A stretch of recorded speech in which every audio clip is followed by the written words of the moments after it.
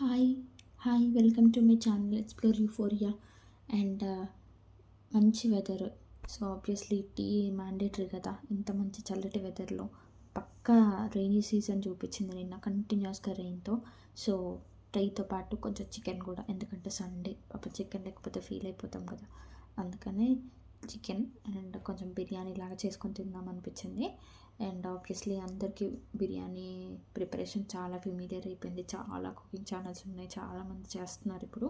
So biryani recipe చెప్పడం ఈ ఈ వ్లాగ్ పరమార్థం కాదు, కానీ ఏదో ఇంట్లో చేశాం కదా అనేది అని షూట్ చేసి పోస్ట్ చేస్తున్నాను అంతే. అండ్ ఒక చిట్కా ఏంటి అంటే, నేను చేయలేదు చికెన్, బట్ ఒక one thing I learn is that I చికెన్ని మ్యారినేట్ చేసేటప్పుడు ఆయిల్ పోసి మసాలాలు పట్టించేద్దంటే, ఫస్ట్ మసాలాలు అల్లం వెల్లుల్లి పేస్ట్ అవన్నీ వేసిన తర్వాతనే చేత్తో మొత్తం ముక్కకు అదంతా పట్టేసిన తర్వాతనే ఆయిల్ పోసుకొని కలుపుకోవాలని చెప్పి నాకు నిన్ననే తెలిసింది. ఆయిల్ వేసి ఇవన్నీ వేస్తే జస్ట్ ఒక లేయర్ లాగే ఫామ్ అవుతుంది, కానీ ముక్కకి పట్టదు అని చెప్పి అన్నారు. సో అదొక విషయం నేను నేర్చుకున్నాను.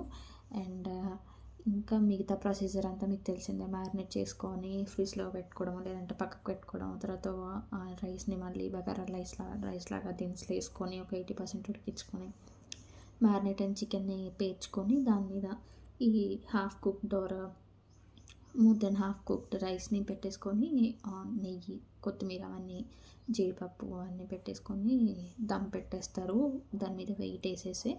సో అప్పుడు మన వేడి వేడి పొడి పొడిలాడుతున్న బిర్యానీ రెడీ అయిపోతుంది అనమాట. ఇంతకుముందు బిర్యానీ అంటే వాము అన్నట్లు ఉండేదన్నమాట నా చైల్డ్హుడ్లో, లైక్ వెరీ ఎర్లీ 2000 ఇయర్ అట్లా. బట్ ఇప్పుడైతే ఎంత ఈజీగా అయిపోతుందంటే స్కూల్ పిల్లలు కూడా వండేస్తున్నారు. అండ్ బోనాలు, ఆషాఢం బోనాలు రన్ అవుతున్నాయి, జరుగుతున్నాయి. నిన్నటి నుండి స్టార్ట్ అయినాయి అనుకుంటా.